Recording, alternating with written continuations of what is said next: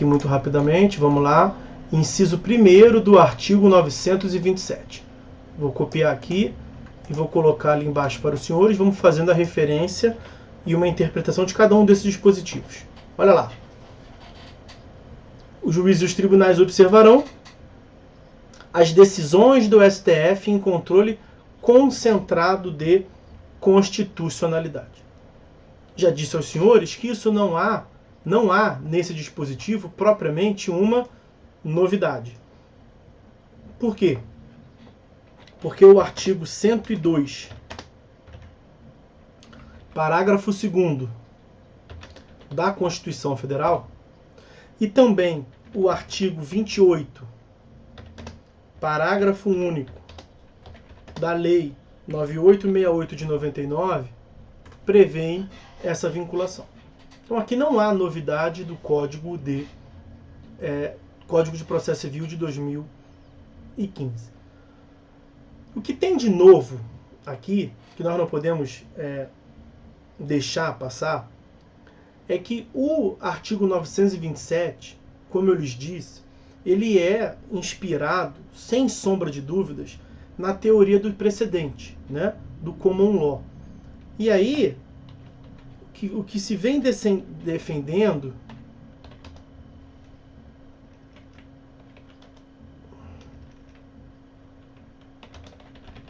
é que na teoria do stare decisis nós temos um fenômeno que é holding ou ratio decidendi. Esses são termos que os senhores vão ouvir cada vez mais, tá, meus amigos? Holding no direito norte-americano, ratio decidendi na Inglaterra. Isso significa dizer, meus amigos, que é a base vinculatória da decisão. Que uma coisa é você saber que vincula. Um outro drama é você saber o que vincula.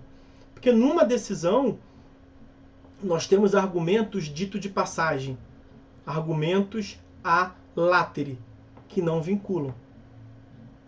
Só apenas o que vincula é aquilo que é o conteúdo principal da decisão, que é justamente a ratio decidendi. Isso aqui já vinha sendo trabalhado na jurisprudência do STF, entendimento do STF, portanto, mas com outro nome, não como holding ou ratio decidendi, até para significar a mesma coisa. Mas a tese que nós tínhamos aqui era a eficácia transcendente dos motivos determinantes da decisão. Era uma tese, inclusive, do ministro Gilmar Mendes. Ganhou força inicialmente, depois perdeu força, e agora com o Código de 2015 vai retomar força com certeza. Está retomando força com certeza. A eficácia transcendente é produzir efeitos, portanto, para fora do julgado, né? E eficácia transcendente do quê? Dos motivos determinantes, da ratio decidendi, das principais razões de decidir. Então, uma vez o 927 prevendo a vinculação das decisões do STF em sede de controle concentrado, nós teremos uma mudança no sistema jurídico, de modo que a Lei 9868 de 99, sendo interpretado à luz dos artigos 926 e 927, inciso 1º, que fazem nítida alusão ao common law, nós teríamos, então, por via indireta, a implementação no nosso sistema da vinculação à ratio decidendi, aos motivos determinantes, que não estão, portanto, no dispositivo, não estão na parte que formou coisa julgada, né? Os senhores viram coisa julgada em processo civil 1. A eficácia transcendente dos motivos determinantes são extraídas da fundamentação. Então a fundamentação vincularia. Se você for lá ao CPC, no artigo, eu só acho aqui para vocês, não quero perder tempo com isso, tá? Deixa eu ver se eu acho aqui fácil para pegar aqui. 506. Não é o 506, é o 504.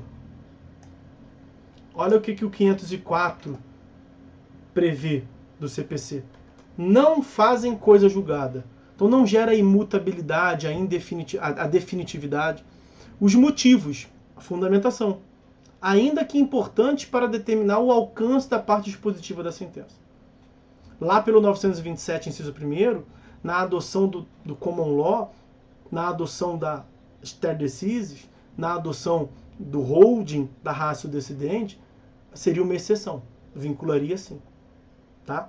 Então tá aí as menções que me cabiam fazer aqui no tempo disponível que nós temos.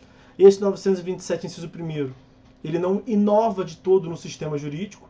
Já tem lá a disposição do 102, parágrafo 2º da Constituição, 28, parágrafo único da Lei de Regência, da ação de declaratória, constitucionalidade, e que tem ali uma discussão sobre um alcance ainda maior do Instituto, permitindo a vinculação não do que está no dispositivo, mas a vinculação dos fundamentos da decisão. Uma tese que já era adotada pelo STF, aí voltou atrás, a Corte reverteu o entendimento, justamente porque não tinha disposição nesse sentido, e o entendimento que vem prevalecendo agora é que o 927, inciso 1º, seria a consagração, portanto, da eficácia transcendente dos motivos determinantes. Ok? Vamos lá, vamos avançar. Agora eu quero ir ao 927, inciso 2º, com os senhores. Já vai. Os juízes e os tribunais observarão, inciso 2º, os enunciados de súmula vinculante. Vejam, a súmula vinculante também não tem inovação. Aqui, nesses dois dispositivos, o código ele atua como que um organizador, um sistematizador daquilo que vai ter eficácia vinculatória. Então, já que eu estou tratando aqui no 926, 927, 928, de uma aproximação com o common law, de uma adoção do sistema de stare decisis, deixa eu fazer logo um rol aqui do que vincula. Essa me parece ser da lógica do legislador. Artigo 103A da Constituição Federal prevê a eficácia vinculatória da súmula vinculante e a Lei 11.417 de 2006 trata da sistemática de adoção, revisão e cancelamento das súmulas vinculantes. Vejam, portanto, que muito antes do CPC de 2015. Só quero atentar aos senhores, isso é importante. Eu já mencionei para vocês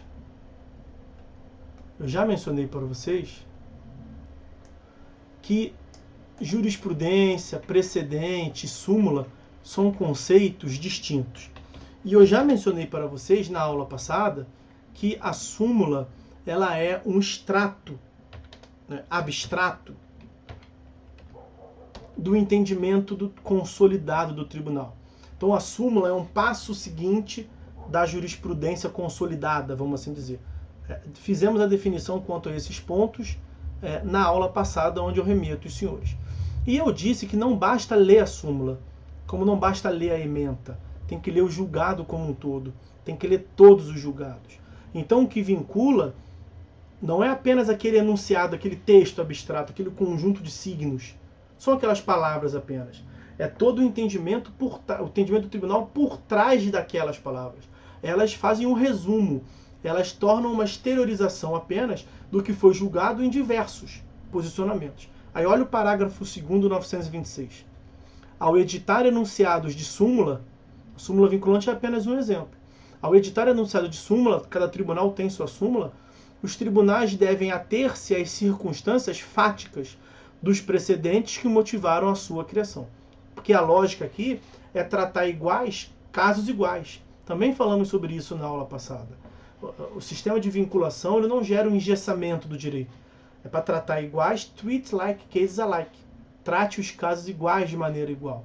Mas os casos que não são iguais, você pode proferir um entendimento diferenciado.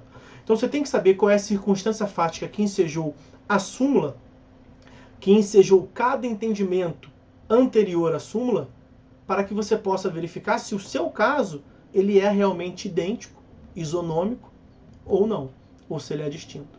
É na análise, portanto, das circunstâncias fáticas, dos precedentes, das decisões que geraram a jurisprudência, o conjunto de decisões, e depois que gerou a súmula, que você vai conseguir verificar se o seu caso é idêntico ou distinto.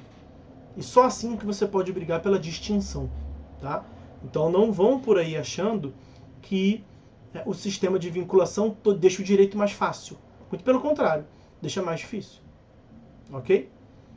Bom, inciso 3º do 927. Só um momentinho. Estou trazendo aqui para baixo para vocês, vendo inciso por inciso.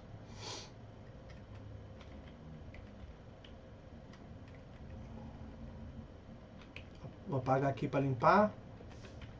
Aí. Tá aí. Os juízes e os tribunais observarão os acórdãos em incidente de assunção de competência para item A. Esse inciso 3º tem 3 institutos. Item A é o IAC, previsto nos artigos 947 e seguintes do CPC. Nós já vamos falar sobre eles. Nós vamos ter um momento próprio na disciplina para tratar dos incidentes nos tribunais. 947 e seguinte. Vou pegar aqui a redação do 947, sem pretensão de esgotar o Instituto, mas só para pontuar, na verdade, a distinção. Na verdade, me perdoem, não é 947 seguinte, é só 947 do CPC. Esse Instituto é regido só pelo 947. Percebam, a redação do caput do 947 me parece elementar.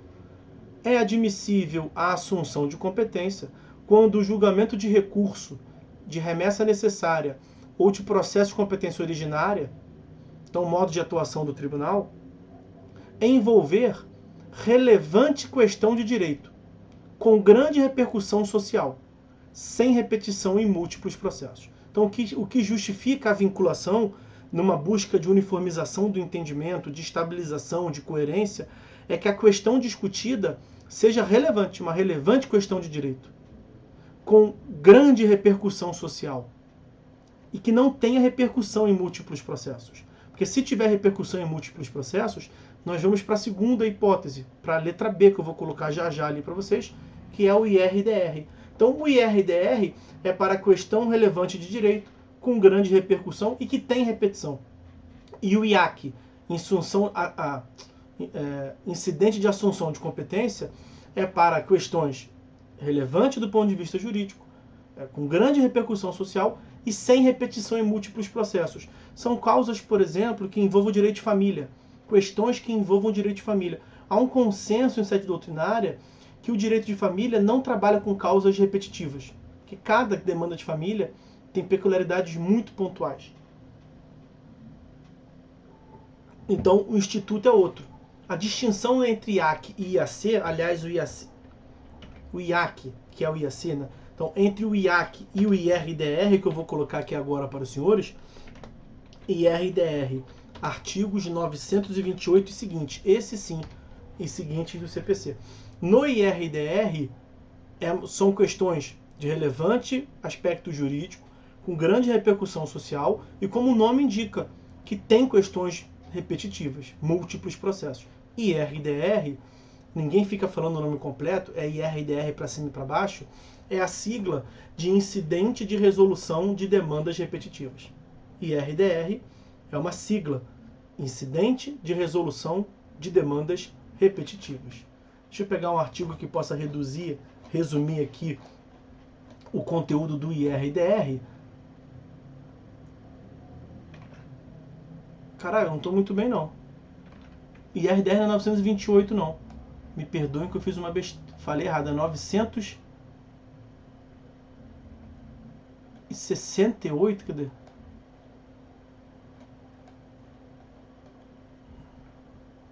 (976), me perdoe. 976. Queria eu poder riscar isso aí. Não é o 928. A cabeça falhou. É o 976 e seguinte. Corrijam aí, por gentileza. 976 e seguintes do CPC. E aí o primeiro que começa o IRDR, vai dizer, é cabível a instauração do IRDR quando houver simultaneamente a repetição de processos, então múltiplos processos, que contenham controvérsia sobre a mesma questão unicamente de direito e tenha risco à isonomia segurança jurídica. Então, se tem múltiplos processos que possam gerar decisões contraditórias, é cabível o IRDR. O traço distintivo, portanto, entre o IAC e o IRDR é a previsão de existência de múltiplos processos ou não. No IAC não tem múltiplos processos, no IRDR tem múltiplos processos. Ok? E o terceiro item do artigo 927, inciso 3º, é a letra C, né? RR, recursos repetitivos. Então, esses recursos repetitivos são o RE, eu chamo assim, ó. Eu coloco assim. Vou botar por extenso que os senhores não conhecem ainda.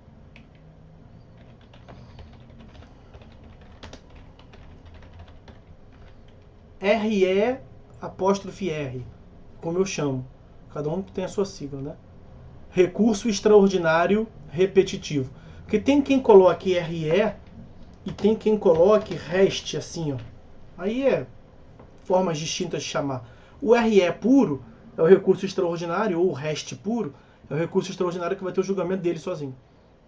O RE com apóstrofe R é que é um recurso extraordinário repetitivo, tá? A mesma coisa o RESP. RESP repetitivo. É o recurso especial repetitivo.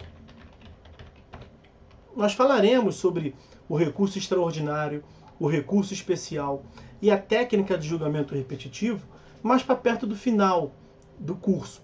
Mas já para adiantar aqui, o recurso extraordinário é julgado pelo STF, o recurso especial é julgado pelo STJ, e essa técnica do recurso repetitivo e a sua correspondente eficácia vinculatória está previsto no artigo 1038. Esse eu tenho certeza, eu não vou nem precisar olhar. 1038 do CPC.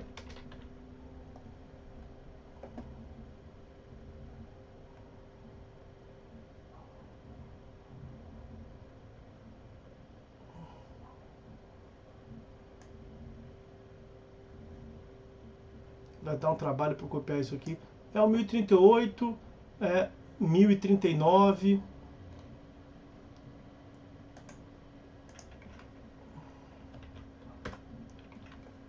Vou botar o 1038 aí sem pretensão de ler. Mas ele vai o procedimento do recurso repetitivo que nós veremos no momento próprio, tá? Então o relator lá no STF, no STJ, ele solicita manifestações, ele vai marcar audiência pública se for necessário, ele vai requisitar informações e aí ele vai depois, já lá, o conteúdo do acordo abrangerá a análise dos fundamentos relevantes da tese jurídica discutida. E o 1039 vai prever que, decididos os recursos, os órgãos declararão prejudicado a análise dos demais, então a eficácia é vinculatória. Depois a gente explica isso melhor, tá certo? Bom, então, recurso repetitivo, artigos 1038 e 1039 do CPC. Voltando ao 927, e até aqui não tem controvérsia, tá? Não, até apontei para os senhores a controvérsia do Marinoni, né? Que alega que só o que vem do Tribunal Superior pode vincular, mas é bem majoritário o entendimento que o que está no artigo 927, incisos 1º, 2º e 3º, tem eficácia vinculatória. O grande problema começa a partir do inciso 4º do CPC. Bom, vamos lá. Inciso 4º. Os juízes e os tribunais observarão o quê? Os enunciados das súmulas do STF em matéria constitucional e do STJ em matéria infraconstitucional. Aqui nós temos alguns problemas. Não é nem problemas, é um ajuste fino para os senhores entenderem. Em primeiro lugar, o STF tem competência para prover sobre matéria constitucional. o STJ tem competência para se manifestar sobre matéria infraconstitucional. Tem algumas decisões do STF, algumas súmulas, alguns enunciados de súmula do STF que versam sobre questões infraconstitucionais. Isso vincula? Não. Mesmo para quem advoga que isso deve vincular, percebam bem a redação. Os enunciados das súmulas do STF em matéria constitucional. Porque antes de 88, nós só tínhamos o STF.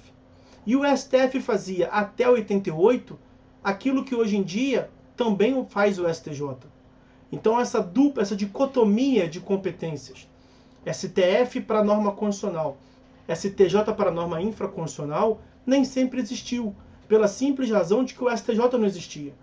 Então, antes de 88, o STF julgava o que hoje o STF julga, e o STF também julgava o que hoje o STJ julga. Então, o julgamento do que hoje em dia se dá pelo RESP, recurso especial, antes era feito tudo, sempre, para Brasília, por um recurso extraordinário para o STF. E aí, quando formava um entendimento sobre uma matéria, aquilo era externado por meio de uma súmula. Só que é uma súmula do STF que versa sobre questões infraconstitucional. Antes de 88, as súmulas editadas antes de 88, até ali o número de 400 qualquer coisa do STF, a imensa maioria de norma infraconstitucional. Então aquilo não vincula. Isso aqui já é uma zona de certeza muito boa. A mesma coisa os enunciados de súmula do STJ sobre matéria constitucional. Não vincula.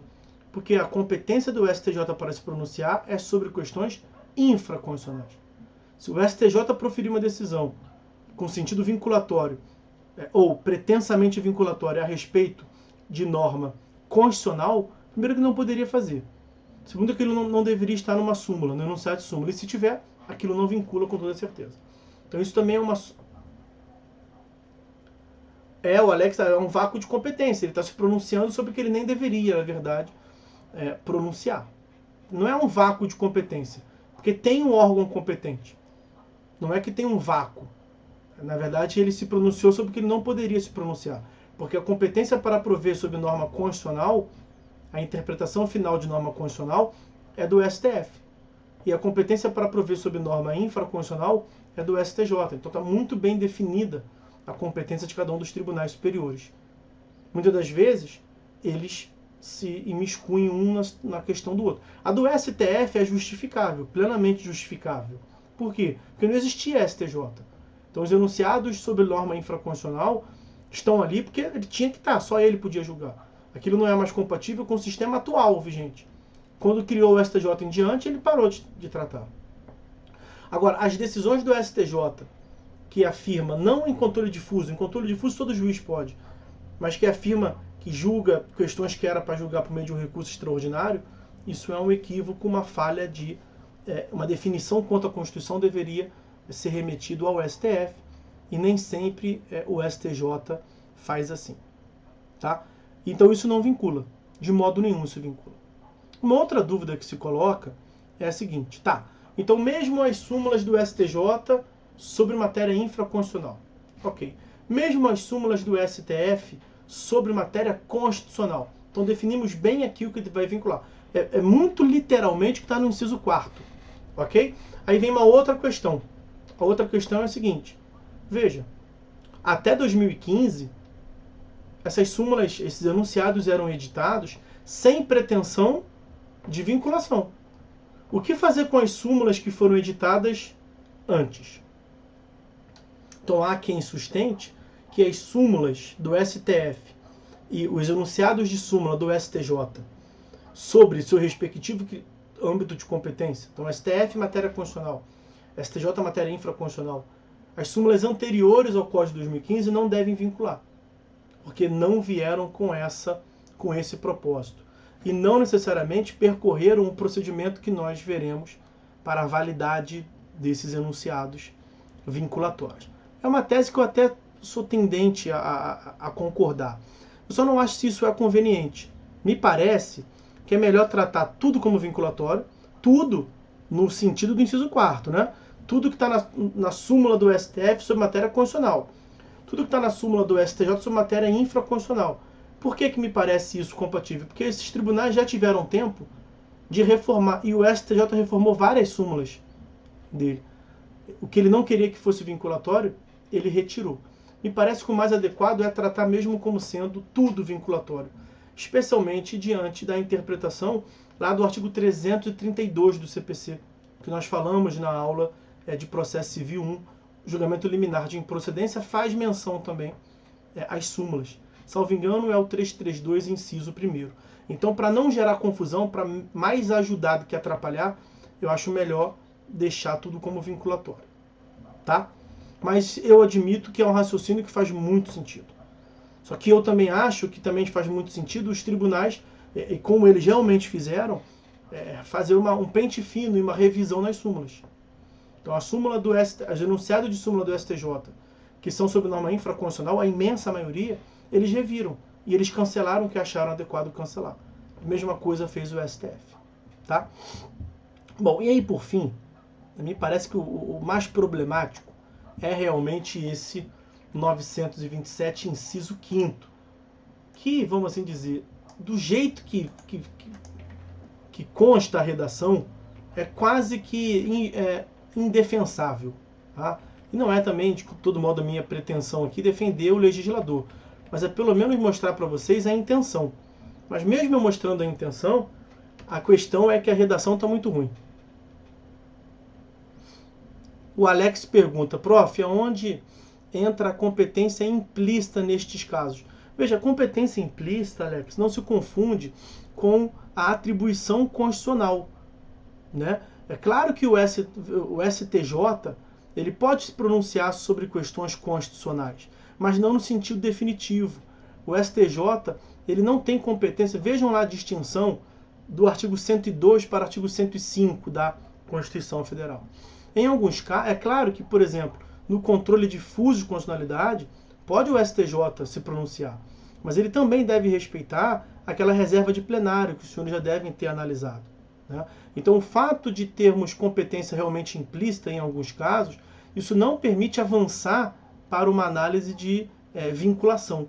Então, me parece que o mais formal aqui, técnico, é você rejeitar uma eficácia vinculatória aquilo que não é da competência precípua em nível constitucional desses tribunais. Tá? E aqui, veja, também não tem muita discussão quanto a isso não. Tá? Que deve ser dada interpretação restritiva a esse inciso 4º, isso para os que defendem que tem eficácia vinculatória, isso também é batido. Isso é bem consensual. Tá? E aí, por fim, como eu lhes dizia, o inciso 5º. E está muito ruim a redação. Né? A maioria torce muito... Valeu, Alex? A maioria torce muito o nariz para esse dispositivo, porque realmente, do jeito que ele foi... Olha o que está escrito ali. Ó, os juízes e os tribunais observarão a orientação do plenário ou do órgão especial aos quais estiverem vinculados. Mas vejam, o que é a orientação? Isso aqui é de uma amplitude sem tamanho. É muito complicado você extrair uma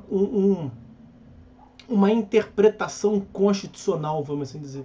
Eu até, como eu participei daquele grupo de pesquisa, que eu não sei se eu já falei com os senhores, no curso do meu mestrado e do meu doutorado lá na UERJ, eu até tenho noção do qual foi a intenção do legislador. Mas ninguém analisa aqui a alma do legislador, né? Como falam em espírito da lei, e não se analisa também a intenção do legislador. Isso deve ser algo que seja possível de se interpretar diante do ordenamento jurídico. E o que importa ali é que o que saiu aprovado é o termo orientação. E o grande problema está na orientação. Porque, veja, plenário ou órgão especial, né? Então, plenário são todos os desembargadores de um tribunal, todos os ministros. Órgão especial é quando você tem uma redução, né? Quando alguns atuam por representação. Então, no Tribunal de São Paulo, são 600 desembargadores. Você não vai reunir todos no plenário, né? Você elege alguns desembargadores por antiguidade, / por merecimento, em geral por antiguidade, para formar o órgão especial. Então, ou é plenário ou é órgão especial. Cada tribunal só tem um desses dois. Ou plenário ou órgão especial. Veja, imagine que o plenário do tribunal emita uma orientação administrativa. Isso não pode ser vinculatório, porque isso é uma função atípica do Poder Judiciário. A função típica para o exercício da jurisdição é para julgamento de casos concretos. E num caso concreto, o tribunal não emite orientação. Num caso concreto, o tribunal julga, exerce jurisdição. Então, esse termo ali, orientação, ele está muito mal colocado realmente. Que isso poderia ensejar, e eu tenho muito trabalho, tive muito trabalho de tratar disso na minha tese, é que isso jamais pode descambar para a função atípica do Poder Judiciário. Seja a função, primordialmente a função executiva, de orientação dos seus pares. Isso não pode ser vinculatório a esse ponto. Porque senão você vai atribuir implicitamente o poder de legislar para aquele tribunal. Se for obrigatório a canetada que eles derem a nível de orientação e todo mundo tiver que submeter, isso é um poder de legislar. Isso vai virar uma norma geral e abstrata, que seria um equívoco. A função típica do judiciário não é legislar. A interpretação possível, a única interpretação possível do inciso 5º, e que me parece até fazer sentido, mas foi mal redigida, é o julgamento. Então, como que se interpreta esse inciso 5º? O que seria vinculatório é o julgamento de embargos de divergência. Embargos de divergência, nós veremos aqui, é uma modalidade de recurso que é cabível no STF e no STJ para eliminar divergência interna. Veja como é que isso bate com o que nós vimos hoje ainda mais cedo, naquela questão lá da estabilidade e da coerência. Isonomia, respeito à linha decisória, eficácia horizontal, evitar divergência interna. Nós temos um recurso para eliminar a divergência interna. Então, quando nós temos uma turma do STF pensando uma coisa, uma outra turma pensando outra coisa sobre uma mesma questão, é cabível embargo de divergência para o plenário do STF. E aí o que o plenário do STF decidir é vinculatório para todas as turmas que ele compõe, inclusive para os órgãos que estão abaixo. Ok? Corte Especial do STJ está julgando ali entendimentos conflitantes de uma sessão com outra do STJ. O que ele decidir, a Corte Especial, tem eficácia vinculatória para dentro do STJ, para todas as cortes, para eliminar a divergência interna. Nós veremos, quando estudo os embargos de divergência, que a finalidade dele é justamente essa, eliminar a divergência interna. Não deixar perpetuar a divergência interna. Me parece fazer sentido que isso seja vinculatório. Parece fazer muito sentido diante de tudo que nós analisamos aqui. Até na tese do Marinoni isso faz sentido. É um pronunciamento de um tribunal superior. Só que o grande problema do inciso 5º é aquela palavra que está ali, orientação. A orientação deve ser interpretada como exclusivamente decisão proferida em julgamento de embargo de divergência. Fora disso, você estaria dando poder demais para os tribunais. E aí aquela tese do Dworkin para evitar arbitrariedades poderia ser justamente o contrário. Tá? Então, é essa a forma que eu interpreto, essas são as referências aos incisos do artigo 927. Vamos agora ao último tópico, para encerrar mesmo esse primeiro item.